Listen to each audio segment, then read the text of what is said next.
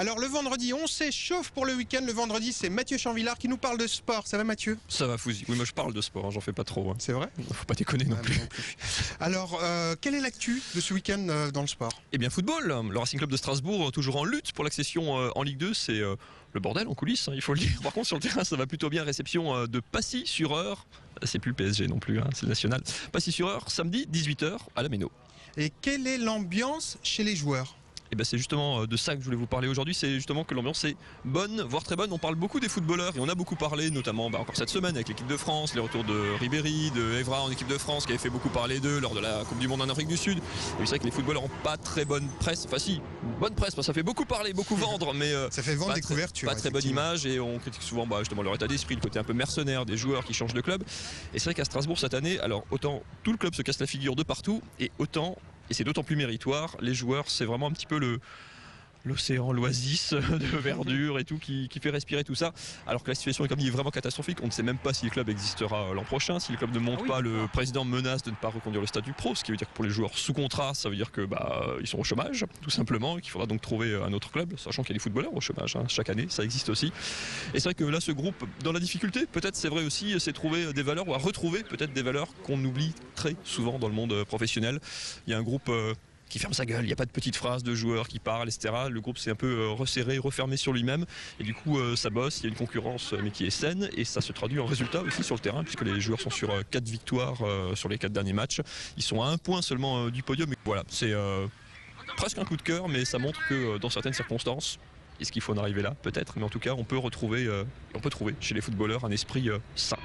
Bel esprit donc au Racing Club de Strasbourg. Voilà, qui reçoit donc Passy samedi 18h à la Méno. En plus il y a beaucoup de matchs entre concurrents. Peut-être que dès ce week-end le Racing pourrait prendre pied sur le podium. Il ne restera plus que 8 journées de championnat à fond. C'est le dernier quart du championnat, donc c'est le sprint final. Je vous propose justement d'écouter Laurent Fournier, l'entraîneur du Racing, justement dans le dernier sprint de cette saison.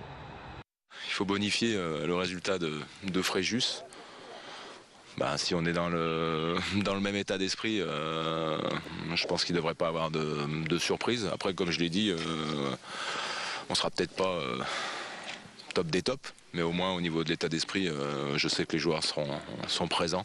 Il n'y a pas beaucoup de gens qui croient en nous. Nous, on continue à faire notre petit bonhomme de chemin en outsider. Et peut-être que demain on sera pas loin de rattraper Guingamp.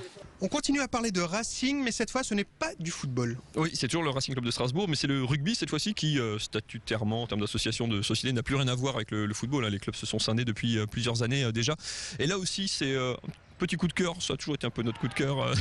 On a toujours des chouchous, hein, tant pis pour l'objectivité parfois. Eux, c'était vraiment la surprise, la révélation de la saison dernière. Déjà, ils étaient montés de Fédéral 2, qui est la 4e division, en Fédéral 1, donc la 3e. Déjà, avec, ils figuraient pas parmi les favoris, déjà avec vraiment un état d'esprit, vraiment quelque chose d'assez remarquable sur le plan humain.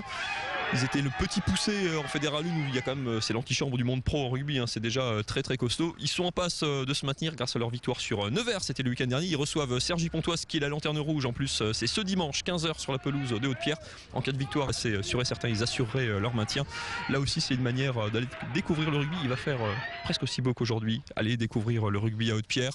C'est encore amateur dans une forme d'état d'esprit, c'est quand même très pro sur le terrain parce que ça joue, c'est vraiment du bon rugby, c'est varié, c'est vraiment très très plaisant à regarder.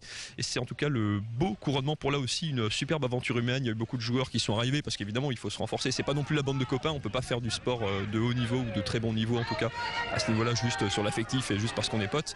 Mais on peut faire venir des joueurs un peu de partout et les agréger, leur faire adhérer à un plan, à une dynamique humaine. Et dans ces deux points-là, pour le football et pour le rugby en tout cas, du côté du Racing, c'est deux coups de cœur, deux jolis coups de chapeau. Et si vous voulez aller voir ça en live dimanche 15h à Haute-Pierre. Eh bien Mathieu, tout ce bel esprit me met en joie. D'ailleurs, on peut se serrer les coudes. Et on vous retrouve lundi pour Top Sport. Lundi, 19h40, on parlera football, mais football amateur aussi. Du côté de Schiltigheim, on parlera justement du rugby, on parlera de basket, de plein de choses. Lundi, 19h40.